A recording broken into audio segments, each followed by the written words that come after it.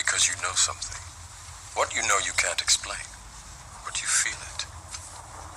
You felt it your entire life, that there's something wrong with the world. You don't know what it is, but it's there, like a splinter in your mind, driving you mad. It is this feeling that has brought you to me. Do you know what I'm talking about?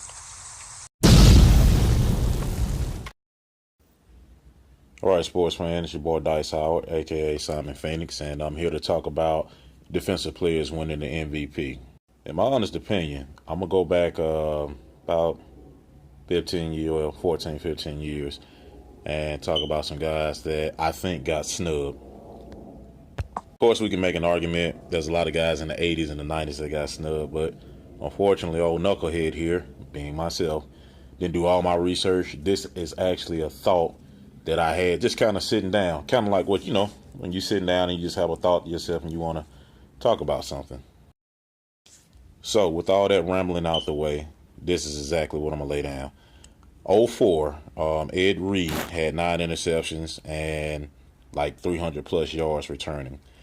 And Peyton Manning won an MVP that year. Now, big Peyton Manning fan, big Ed Reed fan. So that's why he popped up in my head first. It's a strong argument in 04 that you can say, okay, Manning deserved it over Ed Reed because he then set a record of like 121 with the quarterback rating. So that was a record, something that hadn't been done, et cetera, et cetera. Strong argument. But the type of year Ed Reed had in 04 was just amazing. I mean, 9 interceptions and all those return yards and big plays that he made. It was a strong argument there. Now, I'll go to 08. Now, the 08 season is a little bit more difficult to talk about because here Peyton Manning won, but honestly, his stats aren't impressive. 95 quarterback rating, 4,002 yards, so basically just a pinch over 4,000 yards, 27 touchdowns, and 12 interceptions. Honestly, that's mediocre to me as far as judging for an MVP. Now, those are great numbers. Those are elite numbers, but we're talking about the most valuable player. Now, I got 2 players on this list that I would add. Ed Reed again, 9 interceptions that year, 2 touchdowns. I think he had 2 of them for over 100 yards. Correct me if I'm wrong on that. But I know he had a record-setting 108 touchdown return that year. I know for sure because everyone was talking and blasting about that. But a silent assassin on this list, some of you all may or may not know, but DeMarcus Ware had 20 sacks that year. So you can honestly look, if you can honestly tell me and look at me and say that, Peyton Manning deserved the MVP, more power to you. But honestly, those 2 should have been in the run. I mean, because I like them both, it could have been a co-MVP. If I had to pick one, to be honest with you, I can't really definitively pick one. Because again, between the 2, both of them had an awesome season. What I would say, if one of the 2 would have won it, which they rightfully deserved, you would not have had a better candidate, who deserved it in the 2008 season. Now, moving on, and there's one more I'm going to talk about, but just a couple of more that I'll bring up. Justin Houston in 2014 had 22 sacks. Also, Jared Allen had 22 sacks in 2011. Now, just bringing this one up, Aaron Rodgers won MVP in both 11 and 14, 2011 and 2014. Now, in 2011, that's a tough one between him and Jared Allen. Because you have to understand, although he didn't put up 5,000 yards and, 55 touchdowns, he did put up 45, by the way, 45 touchdowns and 45,000 yards passing. You have to understand, he did set a record, same as what I was saying in 04 with Peyton Manning, with a quarterback rating of 122 and a half, I believe. I know it was 122. I know it just barely broke Peyton Manning's record.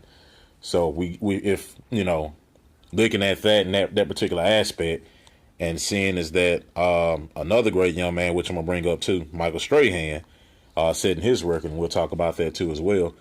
You can honestly say, okay, that, although I'm just bringing it up, Aaron Rodgers rightfully deserved that one. But since we was talking about numbers and, people getting close to the records, I just thought I would throw that in too as well. Now, just touching again on that 09 season, you can kind of argue it a little bit. I mean, he put up like a little under 4,400 yards. He did throw for 38 touchdowns, and he again threw less than 10 interceptions that season. Like 112 was the rating. So put up good numbers. I'm not gonna lie to you, but I still think that 22 sack season is kind of overlooked. On a part of Justin Houston. Because when you're a defensive player, these guys out there working hard. And I will say this: the league is catered to offense. There's no doubt about it. So to have a defensive player under all the scrutiny and the rules that they face, put up numbers of 20 plus sacks. I mean, that's amazing. I mean, to be honest with you, for me, I would say an elite pass rusher is going to get you 13 sacks. So if he's getting more than 13, you've got a man child out there. But that's just my spiel on that season right there. Now, just touching on Michael Strahan, and this is not in the blog, but I definitely want you guys to check the blog out because I've got more details. And I actually left out a player, but that's a good thing because that'll get you to read that blog and also comment and talk with me on this because I really feel strong about defensive players getting snugged, as far as the MVP race. But I'm going to touch on Michael Strahan real quick. This man broke a record that had stood for a long time. I can't remember when Gastineau did it, 84, 85, and Strahan did it in 01. So you're talking about well over 15 years it took for a record like this to be broken. And understand that a lot of rule changes had, took place too as well. Not making, any excuses or anything or saying that, Gastineau and Strahan, Gastineau, didn't work as hard as Strahan and vice versa. So let me clear that up. But I just want to say, Kurt Warner won the MVP that year in 2001, and I can't even believe it was that long ago. It only seems like it was yesterday to me, but that shows how old I've gotten.